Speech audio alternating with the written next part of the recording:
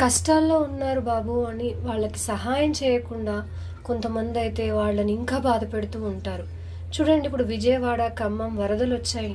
వాళ్ళు ఏ పరిస్థితిలో ఉన్నారు? ఎంత గొప్పవాళ్ళైనా కానీ తిండి తినలేని, మంచినీళ్ళు కూడా తాగలేని పరిస్థితుల్లో ఉన్నారు. అదెందుకండి? కరోనా సమయంలో ఎంతమంది ప్రాణాలు పోయాయి.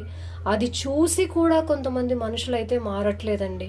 బాధపడుతూ ఉన్న వాళ్ళని ఇంకా బాధ పెడతారు. స్వార్థం కోసం వాళ్ళ దగ్గర ఏముందా? ఏం తీసుకుందామా? అని ఆలోచిస్తూ ఉంటారు. ఇది కరెక్టేనా? మళ్ళీ ఇంకా మధ్యవర్తులు ఉంటారు కొంతమంది. అటు చెప్తుంటారు, ఇటు చెప్తుంటారు. 2 వైపులా చెప్తూ వాళ్ళని ఇంకా నరకంగా చేస్తుంటారు. కానీ ఒకటి గుర్తుపెట్టుకోవాలండి. ప్రతి ఒక్కరి జీవితంలో కష్టాల దశ, సుఖాల దశ 2 వస్తాయి. అవి అధిగమించడానికి ప్రయత్నించాను కానీ గోడ మీద పిల్లుల్లా అటు ఇటు ఉండి 2 మాటలు మాత్రం మాట్లాడొద్దు. ఎవరిని తెలిసి గానీ, తెలియక గానీ బాధ పెట్టడానికైతే ప్రయత్నించొద్దండి. ఈ